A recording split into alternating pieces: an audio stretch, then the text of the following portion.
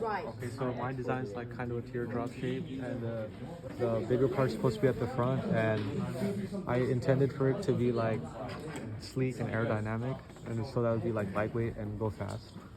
Good. All right, Aaron. My design is also kind of like a teardrop. It's a bit shorter. I wanted the weight more to be distributed to the back so that it'd be more stable. And I would also want the CO2 canister to be towards the center so that when it pushes the entire body with equal strength.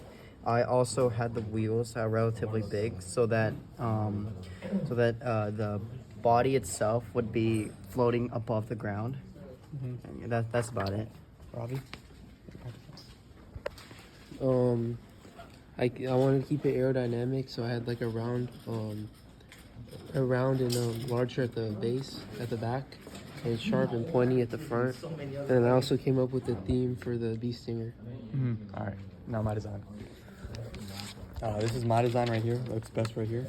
I wanted like a slick, low to the ground design, and I wanted the canister to be up top, kind of like being held by like kind of like arches and stuff. And so that was the whole idea, to go like sleek and go fast. Decision matrix. Right here. Oh, nice. You want to explain? Yeah.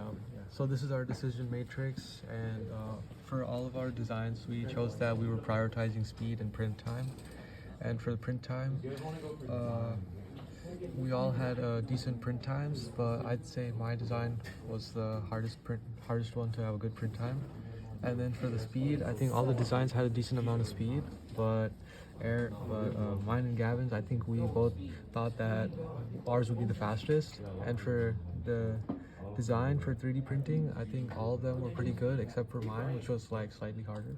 So in the end, Gavin, Aaron, and Robbie tied on 8 points.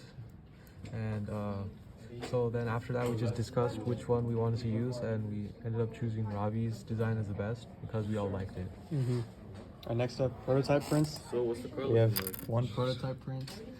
This is the test block that we used to get the distance of the axle and the gas canister, and it fit well on this test block. And so these are the dimensions that we used in our car. And now here's our car.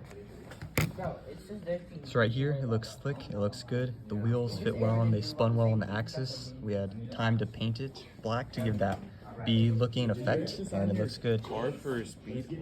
And then the only problem was that the gas can didn't really fit as well, but it still got in there, which was good.